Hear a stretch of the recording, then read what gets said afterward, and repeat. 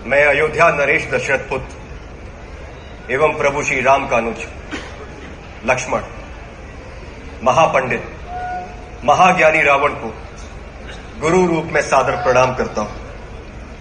आयुष्मान भव लक्ष्मण। कहो, अपने जीवन की इस अंतिम बेला में मैं तुम्हारे किस हित की पूर्ति कर सकता हूं? हे महामना, नीति, धर्म, राजनीति एवं समस्त वेद शास्त्रों के ज्ञाता, आप अपने ज्ञान और अनुभवों की दीक्षा से लक्ष्मण के जीवन का मार्ग प्रशस्त करने की कृपा करें। मैं देख रहा हूं लक्ष्मण कि तुम एक योग्य शिष्य की पात्रता लेकर उपस्थित हुए। अस्तु, मैं अपने जीवन के कुछ अनुभव तुमसे अवश्य साझा करूंगा। हे सुमित्रा नंदन, अहंकार चाहे सत्ता का हो या सौंदर्य का, शक्ति का हो या भक्ति का, धन का हो या धर्म का, वो बड़े से बड़े विश्व विजेता को नष्ट कर देता है। इसका प्रत्यक्ष उदाहरण ये त्रिलोक विजेता, विद्या विशारद, महापंडित रावण है। अहंकार में तीनों गए, कुल, गौरव और वंश। ना मानो तो देख लो इस रावण का अंत। लक्ष्मण, रावण को अपने ज्ञान का अहंकार था और तुम्हारे भाई राम को अहंकार का ज्ञान था। लक्ष्मण, जीवन में सफल होने के लिए शत्रु दृष्टि और मित्र दृष्टि का भेद आना अनिवार्य है। मित्रता भले ही अपने समतुल्य या अपने से निम्न स्तर के व्यक्ति के साथ कर लेना, किंतु शत्रुता सदैव अपने से योग्य व्यक्ति के साथ ही ठानना, क्योंकि ये जगत हमारे व्यक्तित्व का आकलन हमारे मित्रों को देखकर नहीं, हमारे शत्रुओं को देखकर लगाता है। जितना बड़ा और गरिमापूर्ण हमारा शत्रु होता है, उतने ही बड़े और गरिमापूर्ण की ख्याति को हम प्राप्त होते हैं।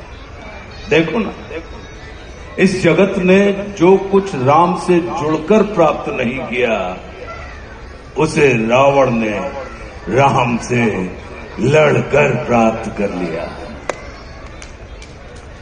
लक्ष्मण, वे हमारे शत्रु ही होते हैं जो हमारे अंदर सुप्त पड़ी हुई ऊर्जा को जागृत करने का कार्य करते हैं।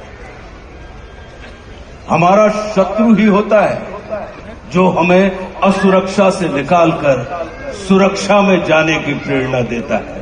वो हमारा शत्रु ही होता है जो हमें अपने सीमित वृत्त से निकालकर अपने वृत्त को असीमित करने की प्रेरणा देता है। इसलिए शत्रु तिरस्कार का नहीं, नमस्कार का पात्र होता है। कभी अपने शत्रु को नमस्कार करके देखना, वो तुम्हारा परिष्कार कर देगा। लक्ष्मण, जैसे शरीर को संचालित करने वाला मस्तिष्क आकार में शरीर से बड़ा नहीं होता, गज को संचालित करने वाला अंकुश आकार में गज से बड़ा नहीं होता, वैसे ही व्यवस्था को संचालित करने वाले व्यवस्थापक को कभी भी व्यवस्था से बड़ा नहीं होना चाहिए। ये सारा नीति ज्ञान तुम्हारे भाई श्री राम तुम्हें स्वयं दे सकते थे, किंतु उन्होंने तुम्हें मेरे पास भेजा। जानते हो क्यों? लक्ष्मण, मेरी संस्कृति असुर की है, लेकिन मैं प्रकृति से एक तपस्वी हूं, साधक। और किसी भी व्यक्ति को अपने अंतिम समय में अपनी संस्कृति के अनुसार नहीं, अपनी प्रकृति के अनुकूल कर्म करने चाहिए, तब उसे मृत्यु नहीं, मुक्ति प्राप्त होती है। और राम रावण को मारना नहीं, तारना चाहते हैं। तभी तो उन्होंने मेरे अंतिम समय में मेरी प्रकृति के अनुकूल उपदेशात्मक कर्म करवाकर मेरी मुक्ति के मार्ग को प्रशस्त कर दिया। आने वाले समय में ये जगत कहेगा कि त्रिलोक विजेता, विद्या विशारद, महापंडित रावण की पराजय का एकमात्र कारण है कि उसके पास लक्ष्मण जैसा भाई नहीं था। लेकिन इस जगत को ये स्मरण रखना चाहिए कि लक्ष्मण जैसा भाई प्राप्त करने के लिए व्यक्ति को रावण नहीं, स्वयं राम बनना पड़ता है। सदैव अपने भाई राम के अनुगामी रहना।